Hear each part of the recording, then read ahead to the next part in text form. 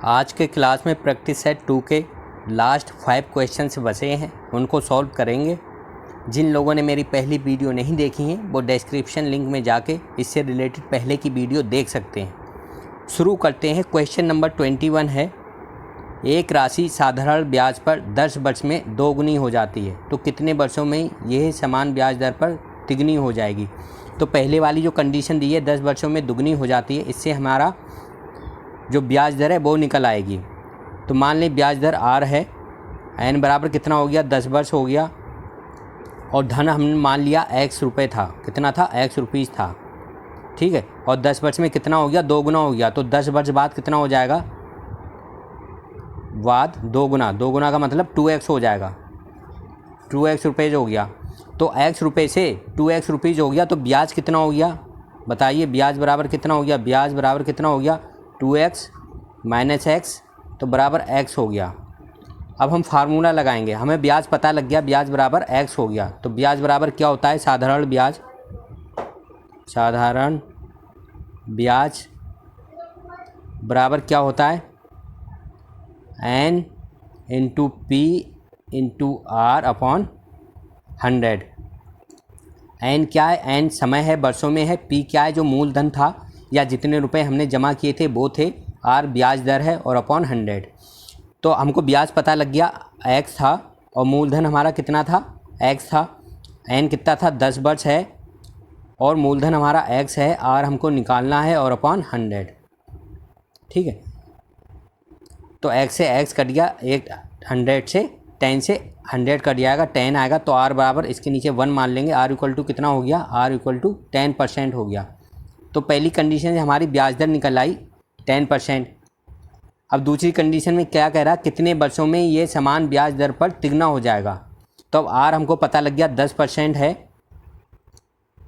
अब कितना हो जाएगा? 3x हो जाएगा। x रुपीज़ था तो 3x हो जाएगा। तो ब्याज कितना हो जाएगा बताइए? तो ब्याज हो जाएगा बराबर 3x माइनस x, क्योंकि x रुपीज़ थे, 2x हो गया। ठीक है, तो ब्याज बराबर क्या होता है? फार्मूला 2x बराबर n हमको निकालना है। p कितना था? x था। r कितना हो गया? 10 हो गया अपॉन 100। ठीक है, तो x से x कट गया, इसके नीचे 1 मान के क्रॉस मल्टीप्लाई कर देंगे तो n इक्वल टू कितना आ जाएगा? n इक्वल टू 20 वर्ष आ जाएगा। n इक्वल टू 20 वर्ष। तो इसका आंसर कितना हो जाएगा? 20 वर्ष आंसर हो जाएगा। बस आपको फार्मूला याद रखना है। साधारण ब्याज का फार्मूला होता है ब्याज बराबर n p r अपॉन 100। तो जो कंडीशन दी है वो कंडीशन देख के आप जो भी पूछ रहा है, अगर ब्याज दर पूछ रहा है तो समय दिया होगा वर्षों में तो ब्याज दर निकाल लेंगे, और समय पूछ रहा है तो ब्याज दर दिया होगा परसेंट में, तो उससे हम समय निकाल लेंगे। नेक्स्ट क्वेश्चन है, क्वेश्चन नंबर 20 है।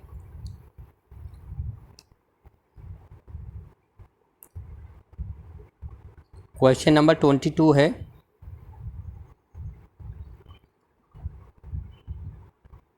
एक समकोण त्रिभुज का आधार 12 सेंटीमीटर है तथा कर्ण 13 सेंटीमीटर है। इस त्रिभुज का क्षेत्रफल ज्ञात कीजिए। तो पहले बना लेते हैं। ये कोई समकोण त्रिभुज है।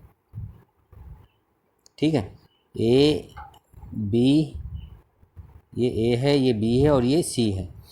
इसका कर्ण जो है 13 सेंटीमीटर है। तो जो सबसे बड़ी भुजा होती है वो उसकी कर्ण होती है। ठीक है, ये कर्ण हो गया 13 सेंटीमीटर, और त्रिभुज का आधार कितना दिया? 12 सेंटीमीटर दिया। 12 सेंटीमीटर ये आधार हो गया। तो इसका अगर हम ये परपेंडिकुलर निकाल लें, ये जो लंब है ये हम मान लेते हैं x है, तो इसको x निकाल लें तो हम इसका क्षेत्रफल निकाल सकते हैं। क्षेत्रफल बराबर क्या होता है? समकोण त्रिभुज का क्षेत्रफल होता है 1/2 इंटू आधार इंटू ऊंचाई। ऊंचाई का मतलब परपेंडिकुलर, ये वाली ऊंचाई। तो ऊंचाई हम कैसे निकालेंगे? तो इसमें पाइथागोरस प्रमेय लगा देते हैं। त्रिभुज ए बी सी में पाइथागोरस प्रमेय से क्या होगा? 13 का स्क्वायर बराबर होगा 12 का स्क्वायर प्लस एक्स स्क्वायर। तो 13 का स्क्वायर क्या होता है? 144 होगा, सॉरी 169 होगा। 169 equal to 144 plus X square. तो एक्स स्क्वायर कितना आया? बराबर 25 आएगा। 144 इधर आके माइनस हो जाएगा, तो एक्स स्क्वायर बराबर कितना आया? 25 आया। तो एक्स बराबर क्या आएगा? प्लस माइनस 5 आ जाएगा, 5 सेंटीमीटर। तो एक्स की वैल्यू 5 सेंटीमीटर आ गई।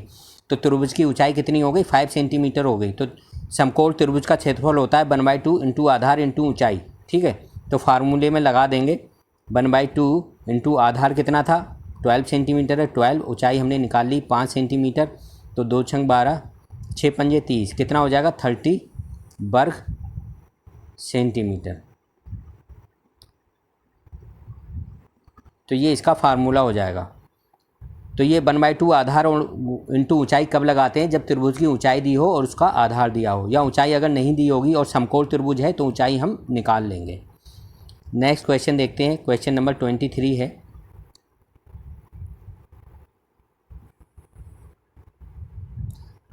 एक भाजक भागफल का 25 गुना तथा शेष फल का 5 गुना है।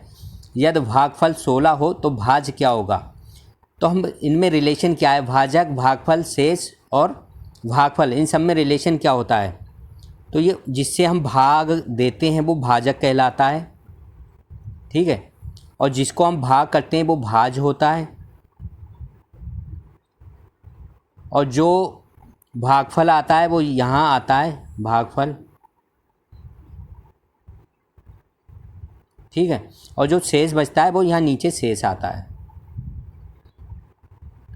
ठीक है, तो अब इनमें रिलेशन क्या है, भागफल गुणा भाजक प्लस शेषफल,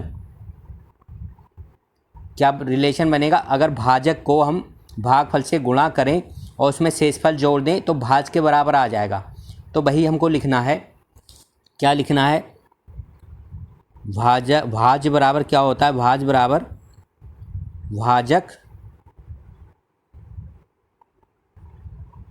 गुणा भागफल और इसमें प्लस शेषफल जोड़ देंगे तो हमारा भाज्य आ जाएगा। ठीक है, अब हमको दिया क्या है, भाजक जो है भागफल का 25 गुना है, तो भाजक बराबर 25 इंटू भागफल हो जाएगा। तो भाज्य बराबर क्या हो जाएगा, ये बराबर क्या हो जाएगा, भाजक की जगह हम क्या रख लेंगे 25, किसका, भागफल का 25 गुना है, तो 25 इंटू भाजक की जगह क्या आएगा भागफल, फिर गुणा भागफल, तो ये वाला भागफल प्लस शेषफल और प्लस शेषफल।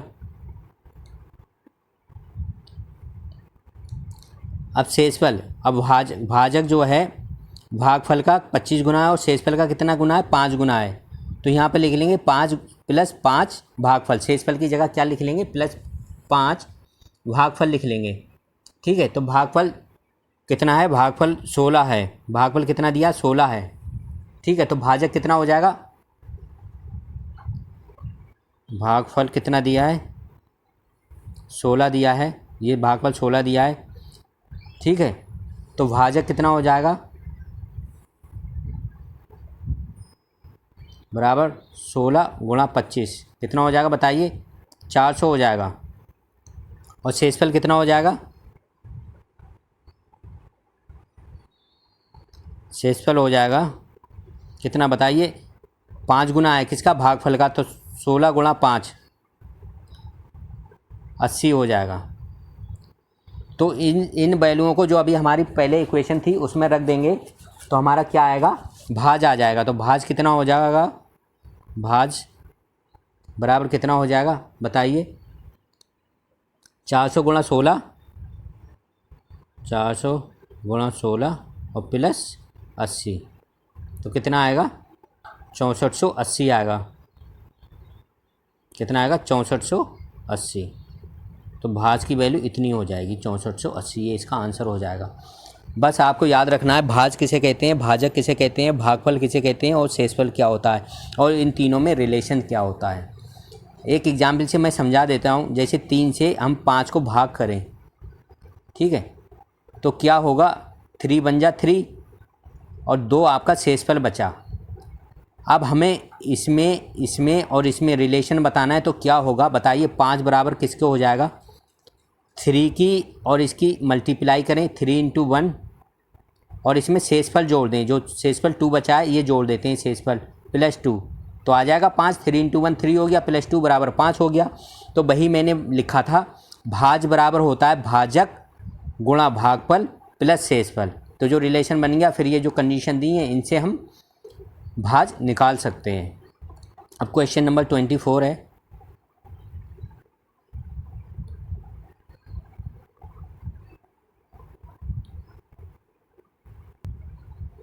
क्वेश्चन है, दो संख्याओं का अंतर 1365 है, 1365 है।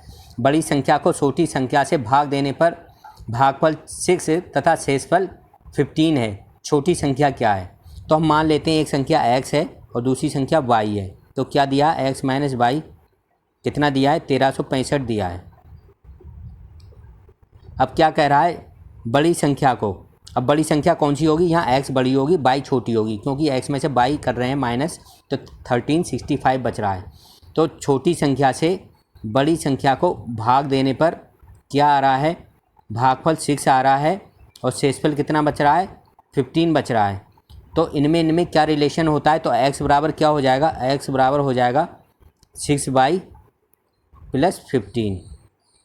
ठीक है, तो इक्वेशन 2 से x की वैल्यू इक्वेशन 1 में रख देंगे। इक्वेशन 2 से जो x की वैल्यू है 6y प्लस 15, वो इक्वेशन नंबर 1 में रख देंगे। कैसे? x माइनस वाई, तो x की जगह क्या रख देंगे? 6y plus 15। ठीक है, 6y प्लस 15 इक्वल टू, यहाँ पे x की वैल्यू रख देंगे, यहाँ से उठा के देखते हैं कैसे रखेंगे। तो 6y, x की जगह क्या आएगा? 6y plus 15 minus y equal to कितना था? 1365 था। तो हमने क्या किया? इक्वेशन 2 से x की वैल्यू इक्वेशन 1 में रख दी। तो यहाँ कितना बचा? 5y, ठीक है, इक्वल टू 1365 माइनस 15। तो 5y बराबर कितना हो गया? 1350 हो गया। 5y बराबर 1350 हो गया। तो y बराबर कितना हो जाएगा? 5 से डिवाइड कर देंगे, तो y बराबर कितना हो जाएगा? 1350/5। कितना आंसर आ जाएगा इसका बताइए? 270 हो जाएगा। तो इसका आंसर क्या हो जाएगा? 270। अगर सब बड़ी संख्या पूछेगा तो y की वैल्यू हमको पता लग गई, और x माइनस वाई 1365 है, तो यहाँ पे y की वैल्यू रख के x की वैल्यू निकल आएगी। तो कुछ भी पूछ सकता है, छोटी संख्या पूछ सकता है, बड़ी संख्या पूछ सकता है, ठीक है, दोनों का सम पूछ सकता है, दोनों का गुणनफल पूछ सकता है। तो आपको याद रखना है क्या पूछ रहा है, उसी हिसाब से इसका आंसर हो जाएगा। अब लास्ट क्वेश्चन नंबर 25 है, इसको कैसे सॉल्व करेंगे?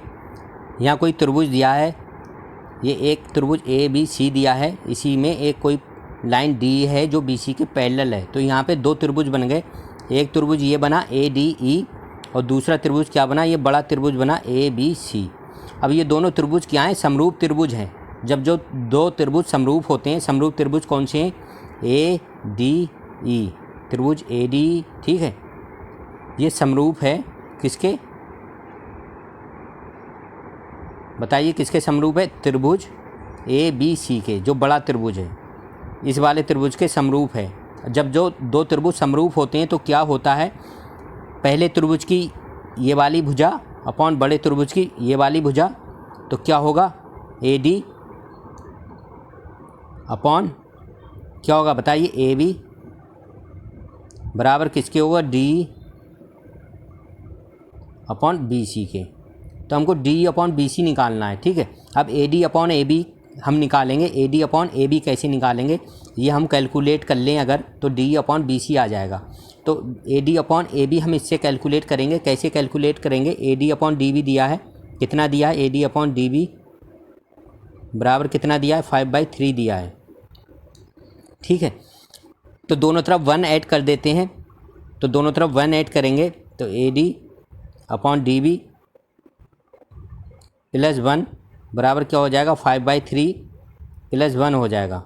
तो AD plus DB upon DB, तो AD plus DB upon DB कितना हो जाएगा? 8/3 हो जाएगा। कितना हो जाएगा? 5 प्लस 3/3, तो 8/3 हो गया। और AD प्लस DB कितना हो गया? ये और प्लस ये कितना हो जाएगा बताइए? AB क्यों हो जाएगा? तो AB upon DB, AB upon DB कितना हो जाएगा? 8/3 हो जाएगा, ठीक है। तो AB अपॉन DB आ गया। हमको निकालना क्या है? AD अपॉन AB निकालना है। तो AD अपॉन AB बराबर क्या होगा?